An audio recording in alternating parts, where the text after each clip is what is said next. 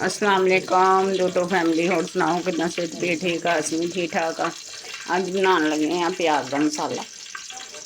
जो दिल ना करे ना कोई किसी चीज़ में सब्जी सुब्जी में दाल में, तो फिर मैं इस तरह ना प्याज कट के ते टमाटर ते हरिया मिर्चां ते सब्ज़ धनिया इदा ना मैं मसाला बनानी हूँ।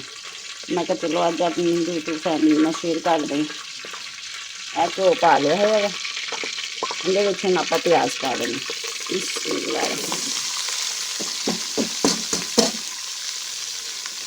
प्याज पाता इन हम आप चंगी तरह इन हिला लेना, ना इनू इन्ना ज़्यादा आप भुनना वा ना, यानी कि इनका कच्चापन सिर्फ दूर करना है। तो असी ना जो ना किसी चीज़ में दिल करे इस तरह मैं प्याज बना के मसाला तो असी खाना यानी कि खाईदा, नहीं तो साढ़े बच्चों ने साड़ी फैमिली बड़ा पसंद है। मैं कहा चलो अज मैं शेयर कर दी अपनी यूट्यूब फैमिली में। चलो इन्हें हमें करते हैं थोड़ा जहा होंगे तो फिर हाँ देखो जी माशाल्लाह इन्ना कि बस ना इनू आप करना वा।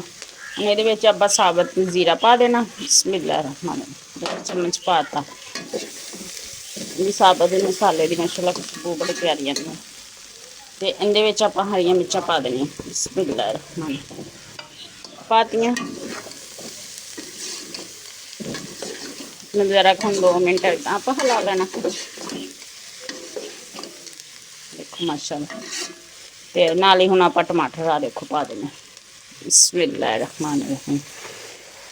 टमाटर पाते आप ते हरिया मिर्चां पाइया सी, टमाटर पाए, साबत जीरा पाता।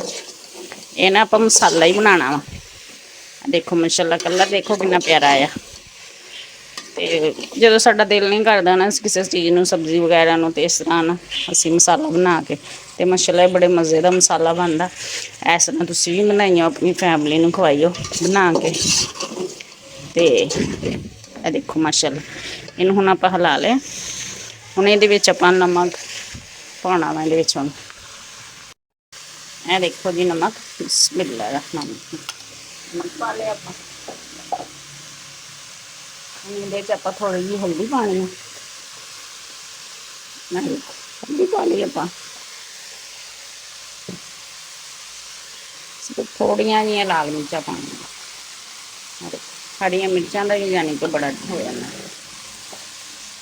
जो हरिया मिर्चा कौड़ियाँ वा ना तेज़ वा, इस करके लाल मिर्च फिर मैं थोड़ी पाई। ये देखो माशाल्लाह मसाले की खुशबू ही इन्नी प्यारी आ रही। हाँ इस तरीके के नाल मसाला आप पा देना, बिस्मिल्लाह खुशबू वास्ते खुशबू बड़ी सोहनी आती। आ देखो माशाल्लाह कितना प्यारा अपना मसाला बन रहा। इन सिर्फ 2 मिनट आप इन ढकना वा, तो 2 मिनट इन ढक के तो आप सिर्फ जो टमाटर है ना नरम हो जाए। असी तो इस तो भी टमाटर नरम हो जाना अपने। हम पानी चेक कर दें, बिस्मिल्लाह। देखो जी मसाला अपना बन के तैयार हो गया। देखो प्याज तो हरिया मिर्चां तो टमाटर, ये देखो। तो हुण ये आप सब्ज़ धनिया पा देना, बिस्मिल्लाह रहमान रहीम। देखो माशाल्लाह चेक करो कलर कितना प्यारा आया।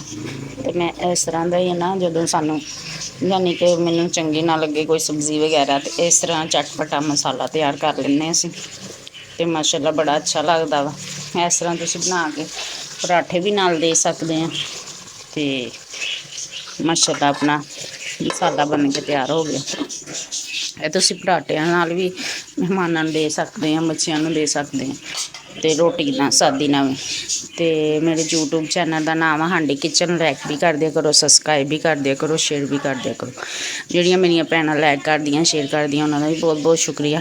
ਜਿਹੜੇ मेरे वीर लाइक करते शेयर करते उन्होंने भी बहुत बहुत शुक्रिया। तो मैनू लाजमी ये दस्या करो तुसीं किहड़े शहर च देखते पे आ। तो इस तरह मेरा ना हौसला वादा कि बाकी मेरे शहरों च मेरी रेसिपी देखी जाती है। तो ओके जी, अल्लाह हाफिज़, दुआओं च याद रखियो।